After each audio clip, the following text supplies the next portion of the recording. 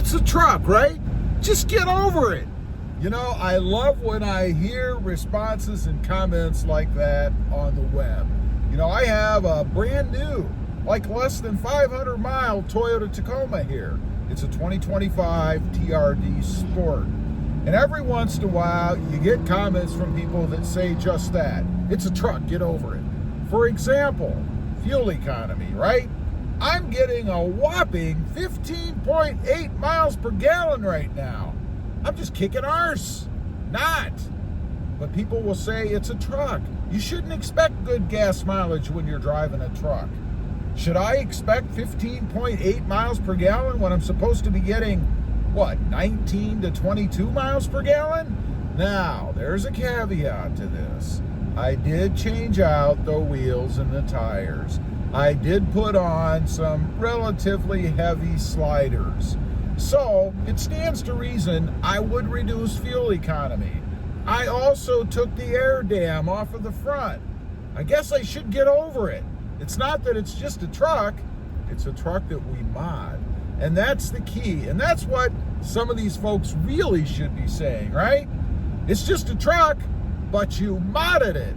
And that's why my mileage sucks so bad. 15.8 miles per gallon. Not great.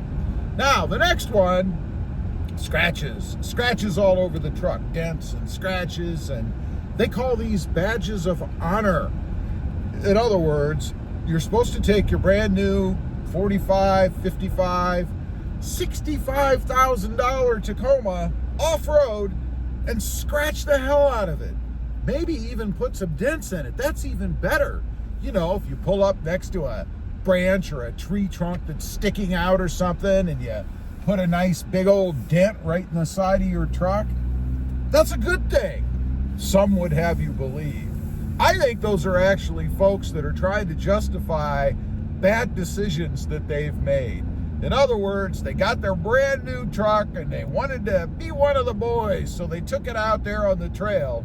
And you know your buddies, they want to see you screw up that truck. They think it's funny. I don't think it's funny, but they do. And you conform, some folks, not everybody. Take your truck off-road, beat the hell out of it, scratch it up, and then get home and go, oh my God, what have I done? It was gorgeous before. They'll tell you, it's just a truck, get over it. I say that's a bunch of BS. It's more than just a truck, particularly if it's your daily driver, right?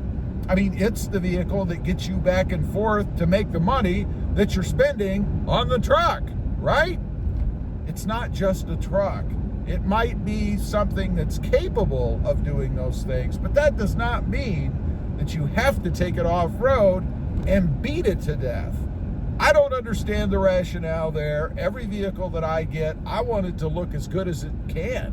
Not intentionally take it off-road and beat it up and then claim it's some kind of a ribbon or an award. Not for me, not my truck. Let me know if you agree with that one, by the way. I would be curious. Do you think, it's just a truck, get over it, take it off-road, beat it to death, and it's a good thing? Not for me. Let's talk about the bed. I love this. There's two parts to this. Number one, it's a composite plastic bed, but you still should be able to do anything you want in it. Now, if you're well educated enough when you go buy your truck, then you know it's a plastic composite bed, right? You can't get it home and complain about it not being able to do things that metal beds do. For instance, dropping cinder blocks from 5 feet off the ground, maybe 4 feet, 3 feet, and not expecting it to do any damage to that composite bed. Now, that's not to say that doing that isn't going to cause damage to a metal bed. For sure it is. It's going to dent it. It's going to scrape the paint off of it. It's going to scratch it.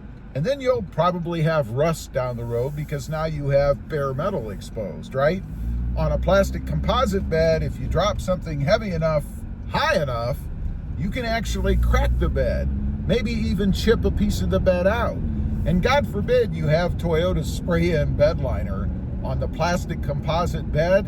I mean, I don't know what Toyota's thinking about this. Adhesives do not stick well to plastic, right? And I don't know if Toyota roughs up the bed or anything to give it scratches to adhere to or not, But in my experience, that spray-in bed liner does not hold up well to impact. So if you drop things on it like cinder blocks, or maybe slide a washer or a dryer with those jagged metal feet or edges against it, you're going to cause problems. And it's not just a truck.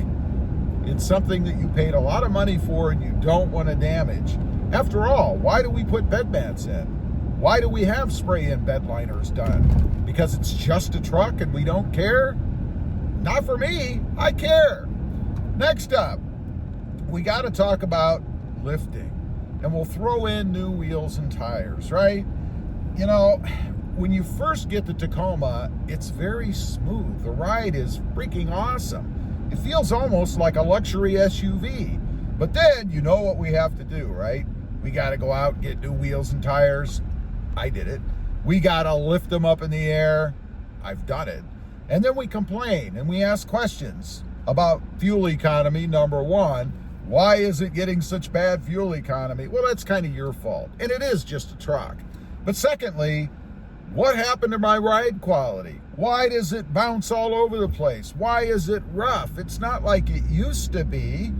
Well, that's because you changed the symmetry or the way that the suspension works. If you go with a block and spacer and you kind of compress everything, you're going to get a much firmer ride. It's going to bounce all over the place and you're going to feel all those bumps. If you put bigger, heavier tires on, the truck still has to haul that around, right? You're going to affect your performance. Now, the other thing with bigger tires, you got to make sure you watch your wheel offset, because you're going to change where that tire sits in the fender well. And you're probably going to have a rubbing problem if you're not cognizant of what you're doing. And I always love responses when people ask about other people or owners' setups. Does it rub? And you get a comment that says, well, just a little bit, but it's okay. When did it become okay for the truck's tires to rub? That means you have the wrong setup. That means it wasn't done right. It should not rub. Something is wrong. Either you need a lift, you need a higher lift, or maybe you went with tires or wheels that just don't fit right. Tires that are too big, offsets that are no good. It's wrong. Another thing I see is people will ask, are there any problems? And folks will say no, and then they'll get a follow-up question, do you have any rubbing at all? And then they'll say, well, I rub a little bit when I'm turning left and in reverse. It's not right. It should not rub at all. Ask me how I know. I've had this problem. The first Tacoma I ever had lifted, put bigger wheels and tires on it, and I'll be damned if I didn't have a rub. It wasn't a good thing. I was very, very unhappy about it. Anyway, don't let the trolls out there, the scammers, the haters, tell you that things that are wrong are okay because it's just a truck. You should live with it. I disagree.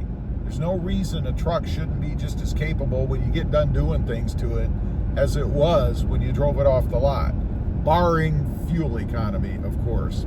Leave a comment. Let me know if you agree. I'd be curious to know. Thanks for watching. Stay safe out there. Bye.